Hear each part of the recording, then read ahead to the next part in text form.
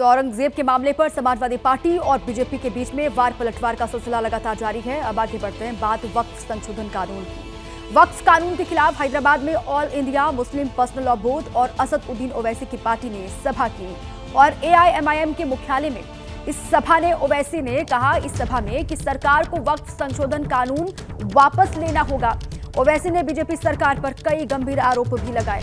उन्होंने कहा कि पिछले 11 साल में मुसलमानों पर हमला किया जा रहा है। सरकार मुसलमानों की जमीन और मस्जिदें छीन रही है। हैदराबाद में हुई बैठक में नए वक्फ कानून के विरोध में होने वाले प्रदर्शनों का कैलेंडर जारी किया गया। वक्फ संशोधन कानून के खिलाफ रैली हुई है हैदराबाद में। 11 साल से नरेंद्र मोदी सिर्फ मुसलमानों की मजहबी शनाख्त पर हमला कर रहे हैं। 11 साल से नरेंद्र मोदी सिर्फ मुसलमानों की मस्जिदों को छीनने की कोशिश कर रहे हैं। 11 साल से नरेंद्र मोदी मुस्लिम खवातीन को ताकतवर बनाने के बजाय उनके सरों से हिजाब को छीन रहे हैं। 11 साल से नरेंद्र मोदी बुलडोजरों के जरिए सबसे ज्यादा दलित और मुसलमानों के घरों को तोड़ दिया। अब यूनिफॉर्म सिविल कोड के नाम पर हमारी शरीयत को हमसे छीनना चाहते हैं।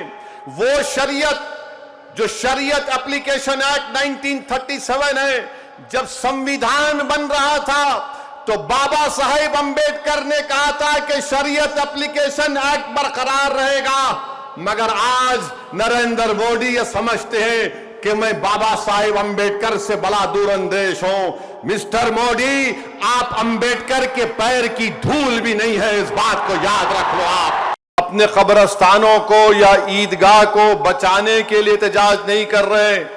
हम एहतजाज इसलिए कर रहे हैं कि जो सियासी ताकतें आज इस मुल्क पर हुक्मरान हैं वो हमको मिटाना चाहते हैं और हम उनको ये बताना चाह रहे हैं कि हम अपने आप को मिटने नहीं देंगे।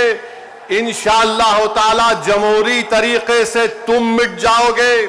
हम उनको बताना चाह रहे हैं कि हम झुकने वाले नहीं हैं। हम अंग्रेजों की 200 साल की गुलामी को कबूल नहीं किए, तो हम तुम्हारे इख्तिदार में तुम जो बैठे हो और तुम ऐसे कानून बना रहे हो जो हमारे आईन और संविधान के फंडामेंटल राइट के खिलाफ है। याद रखो मुसलमानों, बगैर ईमान के हम एक जिंदा लाश की तरह हैं। बगैर मस्जिदों के हम कुछ नहीं हैं। बगैर जायदादों के जिसका मालिक अल्लाह अगर कोई और कब्जा कर लेगा तो हम क्या जवाब देंगे रब्बे कायनात के सामने। थोड़ी तकलीफ उठाना पड़ेगा। मेरे अजीज दोस्तों और बुजुर्गों, हमको सिर्फ पुरअमन एहतजाज करना है ताकि हम आने वाली नस्लों को बता सकें कि 2025 में ऐसे भी नौजवान और बुजुर्ग और खवातीन थे जिन्होंने वक्त के फिरौन के सामने झुकने की तो बात तो छोड़ो, उन्होंने उसकी तकालीफ पर उफ भी नहीं कहा। हम जमहूरी तरीके से लड़ेंगे।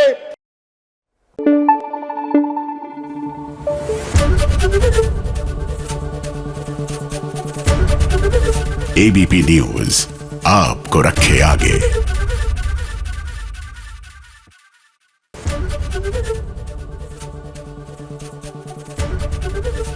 ABP गंगा, खबर आपकी, जुबान आपकी।